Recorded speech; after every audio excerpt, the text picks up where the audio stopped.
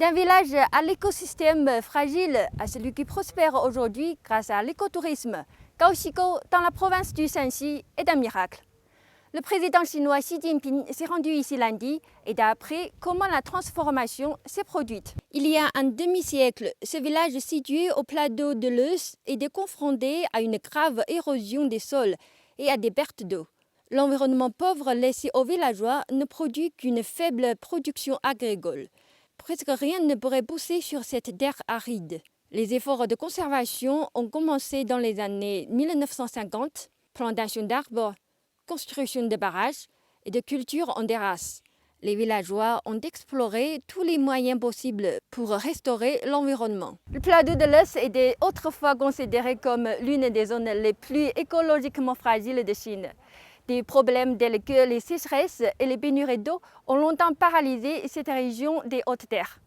La lutte contre l'érosion des sols y a toujours été une priorité pour le gouvernement central. Par exemple, le président Xi a longtemps appelé à des efforts de conservation de l'environnement dans la région. En 2019, le président Xi a déclaré que la conservation des sols et de l'eau ne consistait pas seulement à creuser quelques fosses et à planter quelques arbres. Des études devaient être menées pour voir si le terrain était propice au boisement et savoir quel type d'arbres devrait y être cultivé. Il a également déclaré que dans certaines régions, la restauration naturelle par opposition à l'ingérence humaine est nécessaire. C'est ce que le village a fait.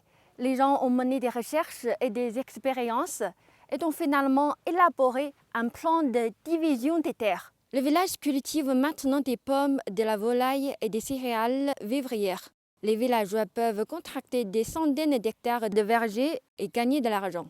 Au lieu de déménager et de travailler dans les villes, les villageois se demandent maintenant comment améliorer la qualité de leurs fruits et augmenter les ventes. L'écotourisme prend également de l'ampleur, aidant les villageois à gagner plus d'argent. En 2020, le revenu annuel par habitant dans ce village a dépassé la moyenne du comté. Dépassant les 18 000 RMB, c'est près de 2 800 $ américains. Le mois dernier, lors d'une intervention d'une réunion, le président Xi a exposé l'idée que la prospérité commune n'est pas l'égalitarisme ou le vol des riches pour aider les pauvres. Il s'agit plutôt d'un processus qui favorise une répartition équitable des richesses et garantit davantage d'opportunités de mobilité ascendante. En d'autres termes, la Chine ne réfléchit pas seulement à la façon d'agrandir le gâteau, mais aussi à réduire l'écart entre les riches et les pauvres, les urbains et les ruraux. Bien entendu, parvenir à la prospérité commune est une tâche à long terme. Mais cela montre que le gouvernement central réfléchit à la manière de construire une société durable à la fois écologiquement et socialement.